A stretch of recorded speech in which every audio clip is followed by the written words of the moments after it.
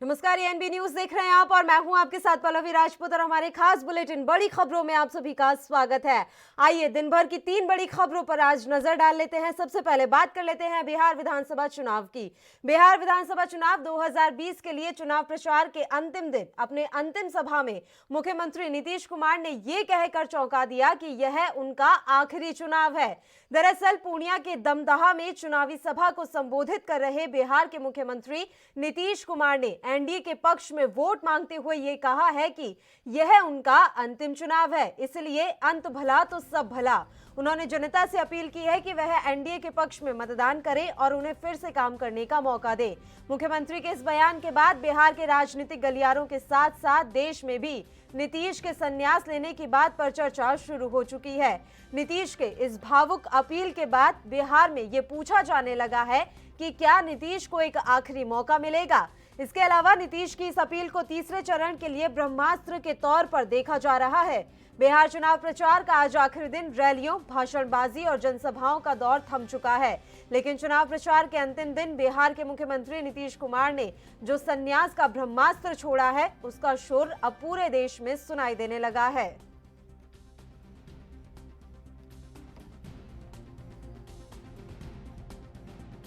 और जान लीजिए, आज चुनाव का आखिरी दिन है, अब परसों चुनाव है और ये मेरा अंतिम चुनाव है। अंत भला तो सब भला। अब आप बताइए, वोट दीजिएगा ना इनको? हाथ उठा के बताइए। बहुत बहुत धन्यवाद। हम इनको जीत का माला समर्पित कर दें, जीत का माला समर्पित करें। और इस खबर पर तमाम जानकारी के लिए सीधा रुख कर लेते हैं हमारे संवाददाता नीतीश कुमार का, जो कि इस समय फोन लाइन पर जुड़े हुए हैं। नीतीश, जानकारी आपसे चाहेंगे। एक मास्टर स्ट्रोक यहां पर खेला है नीतीश ने, बड़ा ऐलान कर दिया है संन्यास का, वो भी चुनाव प्रचार के आखिरी दिन। उनके इस ऐलान को किस तरह से देखा जाए? जी नीतीश, मेरी आवाज पहुंच रही है आप तक?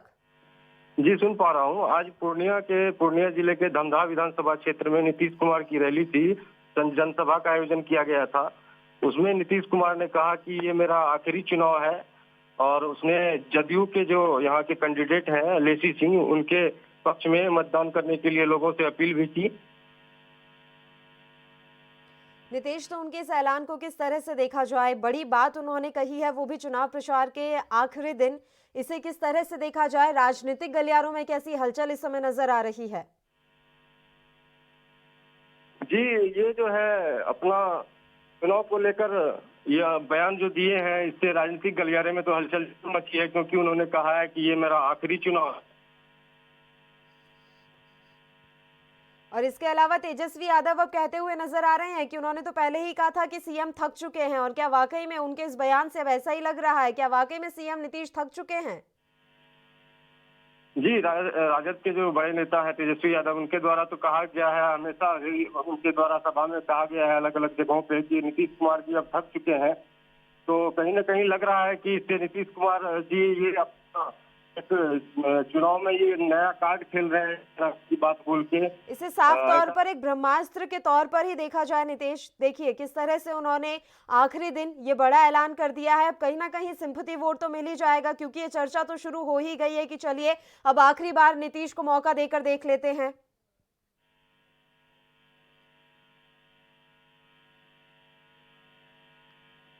बहुत बहुत शुक्रिया नीतीश कुमार, आप हमारे साथ जुड़े तमाम जानकारी के लिए। तो बिहार विधानसभा चुनाव 2020 के लिए चुनाव प्रचार के अंतिम दिन अपनी अंतिम सभा में मुख्यमंत्री नीतीश कुमार ने ये कहकर सबको चौंका दिया कि ये उनका आखिरी चुनाव है। दरअसल पूर्णिया के दमदहा में चुनावी सभा को संबोधित कर रहे बिहार के मुख्यमंत्री नीतीश कुमार ने एनडीए के पक्ष में वोट मांगते हुए ये कहा कि यह उनका अंतिम चुनाव है, इसलिए अंत भला तो सब भला। उन्होंने जनता से अपील की है कि वह एनडीए के पक्ष में मतदान करें और उन्हें फिर से काम करने का मौका दे। मुख्यमंत्री के इस बयान के बाद से ही राजनीतिक गलियारों के साथ साथ देश भर में नीतीश के संन्यास लेने की जो बातें हैं वो शुरू हो चुकी हैं। तमाम तरह के कयास लगाए जा रहे हैं और संन्यास लेने की बातों को लेकर एक अलग ही चर्चाओं का जो बाजार है वो इस समय गर्म होता हुआ नजर आ रहा है।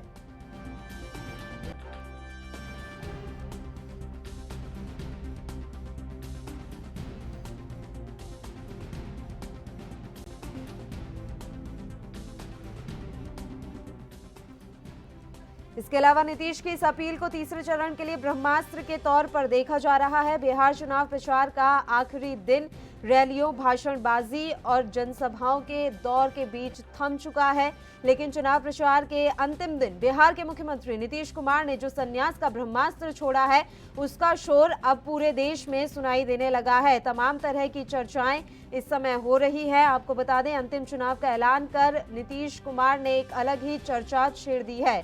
वहीं अब ये शोर सुनाई देने लगा है कि उनके इस ऐलान को किस तरह से देखा जाए। क्या सिंपैथी वोट वो लेना चाहते हैं या एक अलग ही रणनीति उनके इस बयान के पीछे है, ये तमाम चर्चाएं इस समय चल रही हैं। वहीं जो विपक्षी दल है वो कयास लगा रहे हैं, निशाना साधा जा रहा है। तेजस्वी यादव तो कह चुके हैं कि उन्होंने तो पहले ही जो है मैदान छोड़ दिया है, ऐसे व्यक्ति को वोट कैसे दिया जाए। तो गुरुवार को चुनाव प्रचार समाप्त होने के चंद घंटे पहले ही मुख्यमंत्री नीतीश कुमार ने बड़ा ऐलान कर दिया।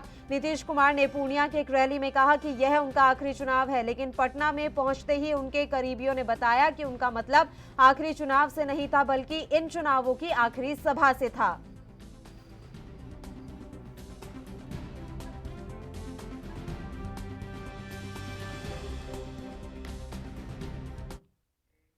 और चलिए अगली खबर का रुख कर लेते हैं। हरियाणा विधानसभा मानसून सत्र के पहले दिन की कार्यवाही के दौरान केंद्रीय कृषि कानूनों को लेकर सदन में जमकर हंगामा होता हुआ नजर आया।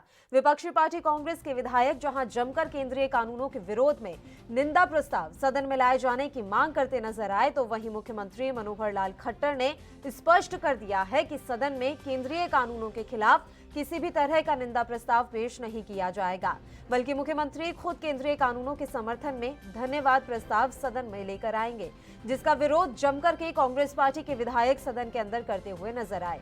इसके अलावा सोनीपत में जहरीली शराब से हुई मौतों और प्रदेश में बिगड़ती कानून व्यवस्था सहित विभिन्न मुद्दों पर चर्चा करवाए जाने की मांग को लेकर सदन में कांग्रेसी विधायकों ने जमकर बवाल काटा। साथ ही प्रदेश की सरकारी नौकरियों में प्रदेश के युवाओं को 75% आरक्षण देने का प्रस्ताव भी विधानसभा में पास होता हुआ नजर आया।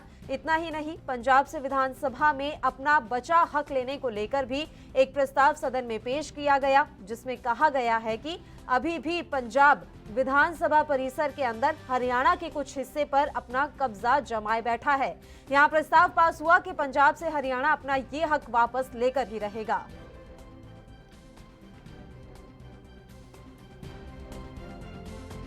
मैं मानता हूँ हरियाणा प्रदेश के हर युवा के लिए एक ऐतिहासिक दिन है, जहाँ प्रदेश की विधानसभा ने हरियाणा प्रदेश के प्राइवेट सेक्टर्स के अंदर रोजगार में उनकी हिस्सेदारी 75% हो। हर नौकरी जो 50,000 की तनख्वाह प्रतिमाह से नीचे है, उसके ऊपर बिल पारित किया है और हम उम्मीद करते हैं कि जल्द महामहिम भी इसको स्वीकृति देने का काम करेंगे और हरियाणा प्रदेश के अंदर आने वाले समय में जितनी भी एम्प्लॉयमेंट आएगी, उसके अंदर हमारे युवाओं को 2/3 नहीं 3/4 हमारे युवाओं को हम रोजगार में रिजर्वेशन दे पाएंगे। वो किसान के हित में नहीं है। हमने ये कहा भी अगर ठीक है तो चौथा कानून और ले आओ कि ये जो कहे कि कोई भी किसान से अगर एमएसपी से कम खरीदे तो उसकी सज़ा होनी चाहिए। ये 2007 में हमने जो है कॉन्ट्रैक्ट फार्मिंग में पेनल्टी का रखा था कि जितना टोटल कॉन्ट्रैक्ट होगा प्रोडक्ट का, वो उसकी 15% बैंक गारंटी या उसकी वो दिया जाएगा और जब कंप्लीट हो जाएगा कॉन्ट्रैक्ट, जब वो उसकी वापस दिए जाएंगे। तो ये आज कोई भी किसान का हित सुरक्षित नहीं है। तीनों जो हैं उनमें कहीं एमएसपी का कोई जिक्र नहीं है। और विधायक चुनकर आते हैं, वो जो matters of state interest, matters of उनके जो इलाके का है, उसकी समस्याएं जो हैं उठाने के लिए विधानसभा सत्र बुलाया जाता है। कोई ऐसे फालतू में तो बुलाया नहीं जाता। अब उसके लिए आप समय ही नहीं देते। हमने खड़े होके कहा कि अब जो है कोविड का सारा सिस्टम सारा बैठ गया है, आप यहाँ पे कम से कम 4 या 5 दिन और दीजिए, ताकि ये सारे के सारे जो हम इतना सारा बिजनेस हम लेकर आ रहे हैं, इस पे इतनी मेहनत करते हैं, एज अ प्राइवेट मेंबर जो है मैं भी उस पर इतनी मेहनत करती हूँ, तो ये सबको हमारे को मौका मिले, आप दीजिए। लेकिन उसका वो नहीं करा, तो उसके बाद फिर हमने जो है कांग्रेस ने वॉकआउट करा। आपने इस बात को देखा। अब मैंने खुद पर्सनली जो है ये रजिस्ट्री स्कैम के ऊपर अभी मैंने बोल रही थी, आपने देखा किस तरह से खुलेआम सारा जो है भ्रष्टाचार हुआ है। आज भी जो है कह रहे हैं कि ये सॉफ्टवेयर अपडेट कर दिया, फलां कर दिया। वो मैंने उनके मुंह पे कहा कि क्या सॉफ्टवेयर जो अपडेट, कुछ हुआ ही नहीं है। जो तो हरियाणा विधानसभा मानसून सत्र के पहले दिन की कार्यवाही के दौरान केंद्रीय कृषि कानूनों को लेकर सदन में जमकर हंगामा होता हुआ नजर आया। विपक्षी पार्टी कांग्रेस के विधायक जहां जमकर केंद्रीय कानूनों के विरोध में निंदा प्रस्ताव सदन में लाए जाने की मांग करते नजर आए, तो वहीं मुख्यमंत्री मनोहर लाल खट्टर ने स्पष्ट कर दिया कि सदन में केंद्रीय कानूनों के खिलाफ किसी भी तरह का निंदा प्रस्ताव पेश नहीं किया जाएगा। और खबर पर तमाम जानकारी के लिए इस समय हमारे संवाददाता विनीत कपूर फोन लाइन पर जुड़ गए हैं। विनीत, पूरी जानकारी आपसे चाहेंगे। हरियाणा विधानसभा सत्र की कार्यवाही का आज पहला दिन किस तरह का रहा, क्या कुछ खास आज की कार्यवाही में देखने को मिला?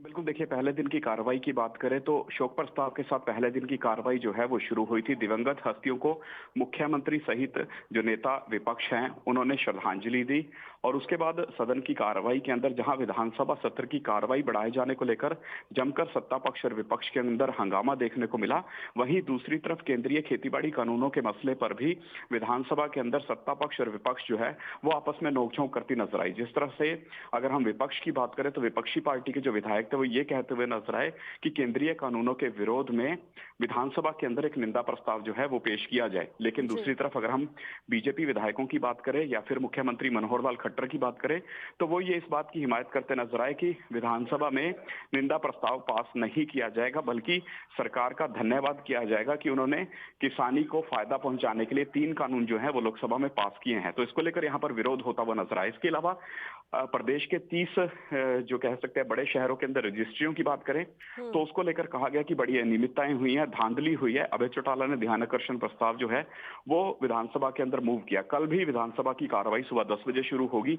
हंगामे के साथ विधानसभा सत्र की कार्रवाई शुरू हो सकती है और कल भी विधानसभा सत्र की दोनों सिटिंग के दौरान जम के हंगामा जो है वो विधानसभा के अंदर देखने को मिल सकता है। जी बिल्कुल, और आज काफी अहम प्रस्ताव भी पेश किए गए। विनीत, बताया जा रहा है कि युवाओं को बड़ा तोहफा आज दिया गया है।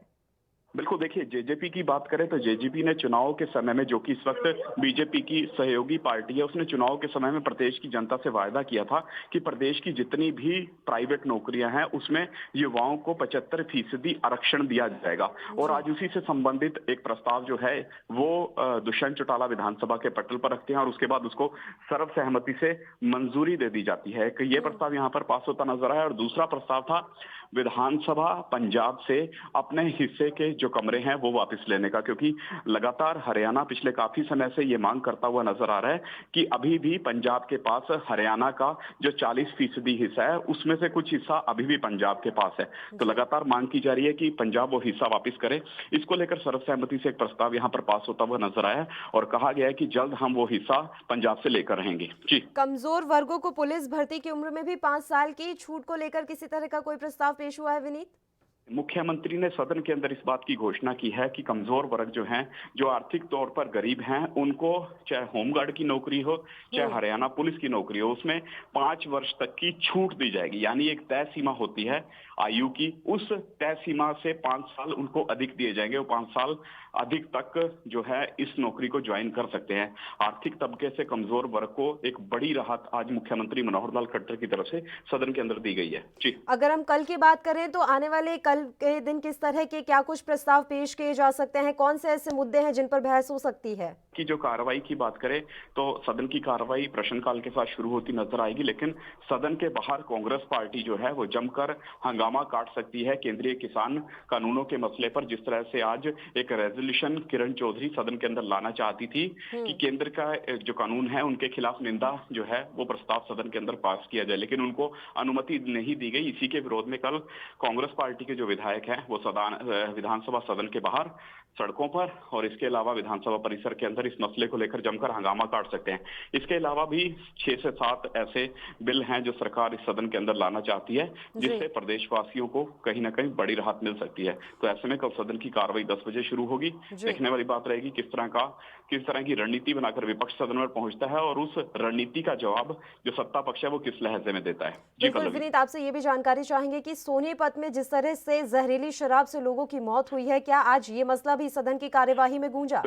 बिल्कुल, देखिए सोनीपत में जहरीली शराब पीने की वजह से जो व्यक्तियों की मौत हुई है वो मसला यहाँ पर गूंजता हुआ नजर आया और इस मसले पर कल भी चर्चा होती हुई नजर आएगी सदन के अंदर। और कहीं ना कहीं अगर गृह मंत्री की बात करें तो वो उस पर स्पष्टीकरण देते नजर आएंगे कि अभी तक पुलिस की तरफ से इस तरह के तस्करों के खिलाफ क्या कुछ कार्रवाई की गई है, कहाँ कहाँ रेड हुई है, कितनी मात्रा में शराब बरामद हुई है और आखिर ये गोरख धंधा कितने समय से प्रदेश के अंदर चल रहा था। जी बिल्कुल, बहुत बहुत शुक्रिया विनीत, आप हमारे साथ जुड़े, तमाम जानकारी आपने हम तक पहुंचाई। तो हरियाणा विधानसभा मानसून सत्र के पहले दिन की कार्यवाही के दौरान केंद्रीय कृषि कानूनों को लेकर सदन में जमकर हंगामा होता हुआ नजर आया और जैसा कि हमारे संवाददाता ने भी जानकारी दी है कि कल एक बार फिर से सदन के बाहर हंगामा हो सकता है। कृषि कानूनों को लेकर कांग्रेस विधानसभा के बाहर प्रदर्शन कर सकती है, इस तरह की जानकारी हमारे संवाददाता ने पहुंचाई है। वहीं रजिस्ट्री घोटाले पर भी कांग्रेस एक बार फिर से हमलावर होती हुई नजर आएगी। बड़ी खबरों में खबरों का सिलसिला लगातार यूं ही जारी रहेगा। फिलहाल एक छोटे से ब्रेक के लिए हम यहां रुक रहे हैं, फौरन हाजिर होंगे।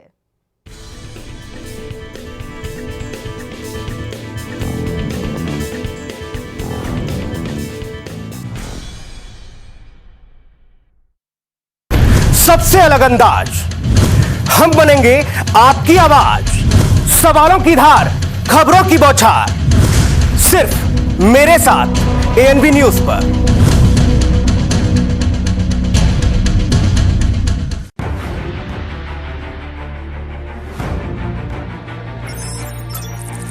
खबर चाहे सियासत की हो या सरकार की, खबर चाहे भ्रष्टाचार की हो या गुनहगार की, दिन भर में क्या रहा देश जगत का हाल, किस मुद्दे ने बनाई किसकी सरकार, रखते हैं हम सब पर नजर, पहुंचाते हैं हम हर खबर। हम हैं एएनबी न्यूज।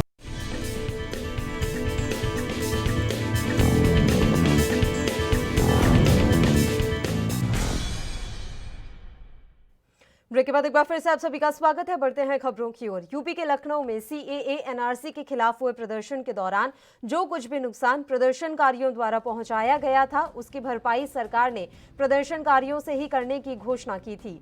ऐसे में अब सीएए एनआरसी प्रदर्शनकारियों पर इनाम घोषित कर दिया गया है। पुराने लखनऊ में कई जगह आरोपियों के पोस्टर लगाए गए हैं। मौलाना सैफ अब्बास सहित 14 अन्य आरोपियों के पोस्टर लगा दिए गए हैं। वहीं 8 प्रदर्शनकारियों को गैंगस्टर के मुकदमे में वांटेड घोषित किया गया है, जिनके घर के बाहर भी नोटिस चिपकाया गया है।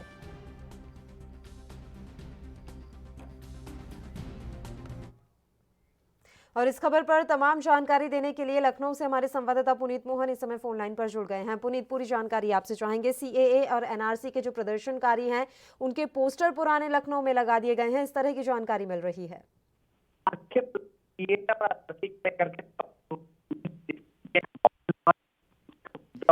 पुनीत, आपकी आवाज हम तक नहीं पहुंच पा रही है, हम फिर से आपसे जुड़ने की कोशिश करते हैं। तो उत्तर प्रदेश के लखनऊ का ये मामला एएनबी न्यूज आप तक पहुंचा रहा है। सीएए एनआरसी के खिलाफ हुए प्रदर्शन के दौरान जो कुछ भी नुकसान प्रदर्शनकारियों द्वारा पहुंचाया गया था उसकी भरपाई सरकार ने प्रदर्शनकारियों से ही करने की घोषणा की थी। साथ ही ये बात भी कही गई थी कि इनके पोस्टर लगाए जाएंगे। इसी कड़ी में अब सीएए एनआरसी प्रदर्शनकारियों पर इनाम तो घोषित कर ही दिया गया है। साथ ही पुराने लखनऊ में कई जगह आरोपियों के पोस्टर लगाए गए हैं। मौलाना सैफ अब्बास सहित 14 अन्य आरोपियों के पोस्टर चस्पा कर दिए गए हैं। वहीं 8 प्रदर्शनकारियों को गैंगस्टर के मुकदमे में वांटेड घोषित किया गया है, जिनके घर के बाहर भी नोटिस चिपकाया गया है। और जैसा कि आप तस्वीर भी देख सकते हैं, पुराने लखनऊ की ये तस्वीर है जहां पर इन प्रदर्शनकारियों की जो फोटो है वो लगा दी गई है। प्रशासन की तरफ से ये फोटो लगाई गई है और जो कुछ भी नुकसान प्रदर्शन के दौरान हुआ था उस नुकसान की भरपाई इन प्रदर्शनकारियों से ही की जाएगी। और आज ये पोस्टर लगाए गए हैं जिसकी तस्वीर इस समय आप अपने टेलीविजन स्क्रीन पर देख सकते हैं। 8 प्रदर्शनकारियों को गैंगस्टर के मुकदमे में वांटेड तक घोषित किया गया है, जिनके घर के बाहर भी नोटिस चिपकाया गया है। तो उत्तर प्रदेश के लखनऊ में सीएए एनआरसी के खिलाफ हुए प्रदर्शन के दौरान जो कुछ भी नुकसान प्रदर्शनकारियों द्वारा पहुंचाया गया था उसकी भरपाई सरकार ने प्रदर्शनकारियों से ही करने की घोषणा की थी। तो बीते वर्ष सीएए को लेकर हुई हिंसा में शामिल लोगों के एक बार फिर पोस्टर राजधानी लखनऊ में लगा दिए गए हैं। साल की शुरुआत में भी हिंसा करने वालों के पोस्टर लगाए गए थे, लेकिन हाईकोर्ट की आपत्ति के बाद इन्हें हटा दिया गया था। गुरुवार को एक बार फिर लखनऊ में इनकी तस्वीरें साझा की गई हैं। इनमें से कुछ ऐसे भी हैं जिन पर गैंगस्टर एक्ट लगा है। ये सभी लोग फरार हैं। पोस्टर में पुलिस के फोन नंबर भी दिए गए हैं जिस पर इनकी जानकारी दी जा सकती है। इन आरोपियों पर 5,000 रुपए का इनाम भी घोषित किया गया है। पुलिस के मुताबिक ये सभी बीते साल 19 दिसंबर को राजधानी लखनऊ में सीएए के विरुद्ध हुए प्रदर्शन के दौरान हिंसा में शामिल थे।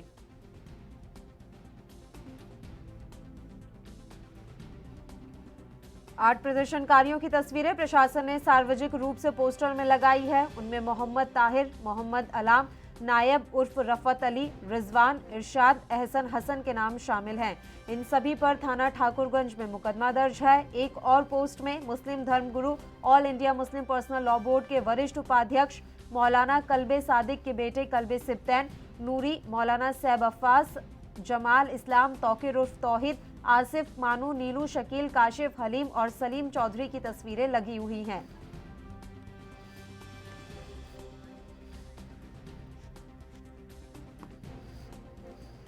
तो बीते वर्ष नागरिकता संशोधन कानून को लेकर हुई हिंसा में शामिल लोगों के एक बार फिर पोस्टर राजधानी लखनऊ में लगा दिए गए हैं। साल की शुरुआत में भी हिंसा करने वालों के पोस्टर लगाए गए थे, लेकिन हाईकोर्ट की आपत्ति के बाद इन्हें हटा दिया गया था। गुरुवार को एक बार फिर पुराने लखनऊ में इनकी तस्वीरें साझा की गई हैं। इनमें से कुछ पर गैंगस्टर एक्ट भी लगा है। यह सभी लोग फरार बताए जा रहे हैं। पोस्टर में पुलिस के फोन नंबर भी दिए गए हैं जिस पर इनकी जानकारी दी जा सकती है। इन आरोपियों पर 5,000 रुपए का इनाम भी घोषित किया गया है। पुलिस के मुताबिक ये सभी बीते साल 19 दिसंबर को राजधानी लखनऊ में सीएए के खिलाफ जो प्रदर्शन हो रहा था उसमें शामिल थे। काफी नुकसान भी इनके द्वारा पब्लिक प्रॉपर्टी को पहुंचाया गया था और एक बार फिर से इन सभी के पोस्टर लगा दिए गए हैं। पहले भी साल के शुरुआत में इनके पोस्टर इसी तरह से सार्वजनिक रूप से चस्पा किए गए थे, लेकिन हाईकोर्ट की आपत्ति के बाद इन पोस्टर्स को हटा दिया गया था।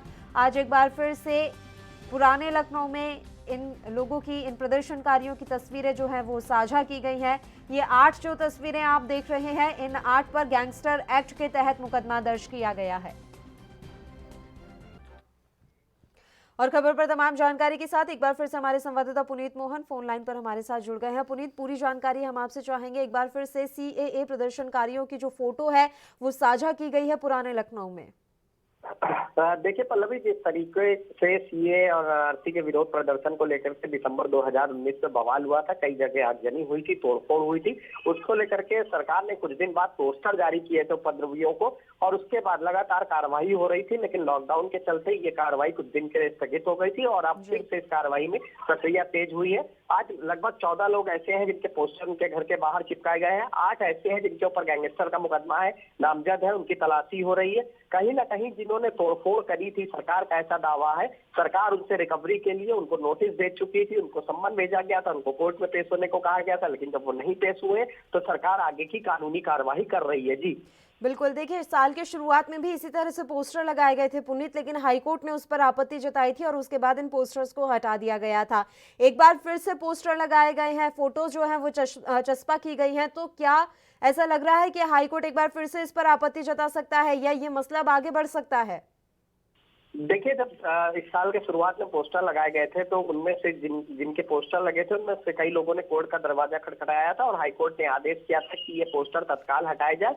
लेकिन उसके बाद सरकार ने सीधे तौर पर इसका मामला कोर्ट में चल रहा था और अपने एविडेंस वगैरह पेश किए थे कि हमारे पास में वीडियोग्राफी है, हमारे पास में वीडियो रिकॉर्डिंग है, हमारे पास में कुछ ऐसे सबूत है जिससे साफ जाहिर होता है कि आगजनी और हिंसा फैलाने के लिए विरोध प्रदर्शन किया गया था। और सरकार ने उस वक्त भी इस बात को साफ तौर पर कहा गया था कि कुछ भी हो जाए, सरकार जिन लोगों ने तोड़फोड़ करी है, जिन लोगों ने आगजनी करी है, सरकार उनको छोड़ेगी नहीं। हालांकि विपक्ष ने इसका खासा विरोध किया था, लेकिन एक बार फिर से पोस्टर वार शुरू हुआ है और बीजेपी ने पोस्टर लगवाए हैं उपद्रवियों के। लेकिन सबसे बड़ी बात है कि इसमें मौलाना सैफ अब्बास का पोस्टर लगा हुआ है, जिनका साफ तौर पर कहना है कि वो वहां पर मौजूद ही नहीं थे और जब प्रदर्शन शुरू हुआ वो लोगों को समझा रहे थे, लेकिन उसके बावजूद भी सरकार बदले की भावना से काम कर रही है। इस तरीके के कई लोगों ने बयान दिए कि वो वहां पर मौजूद नहीं थे, लेकिन सरकार का कहना है कि उनके पास में वीडियो वीडियो रिकॉर्डिंग है, कई ऐसे लोगों के फुटेज भी उनके पास है जो वहां पर पत्थरबाजी कर रहे थे, और जिन लोगों ने भी तोड़फोड़ करी है उसका पूरा बिल बनाया गया था और उन लोगों को सम्मन भेजा गया था, उनसे रिकवरी का टाइम लिया गया था। लेकिन अब जब टाइम पूरा नहीं हुआ है, उन लोगों ने किसी तरह का कोई जवाब नहीं दिया है, तो अब आगे की कानूनी कार्रवाई सरकार कर रही है। जी बहुत बहुत शुक्रिया पुनीत, तमाम जानकारी आपने हम तक पहुंचाई। तो सीएए के खिलाफ जो प्रदर्शन था उसमें जो लोग शामिल थे, जो प्रदर्शनकारी थे, उनके पोस्टर एक बार फिर से सरकार की तरफ से लगवा दिए गए हैं। पुराने लखनऊ में 8 लोगों के पोस्टर लगवाए गए हैं जिन पर गैंगस्टर एक्ट के तहत मुकदमा दर्ज है। देखने वाली बात रहेगी कि सरकार इस मसले में आगे किस तरह से क्या कुछ कार्रवाई करती है। बड़ी खबरों में फिलहाल के लिए इतना ही, मुझे दीजिए इजाजत। देश प्रदेश की तमाम ताजा और अहम खबरों के लिए आप देखते रहिए एएनबी न्यूज। नमस्कार।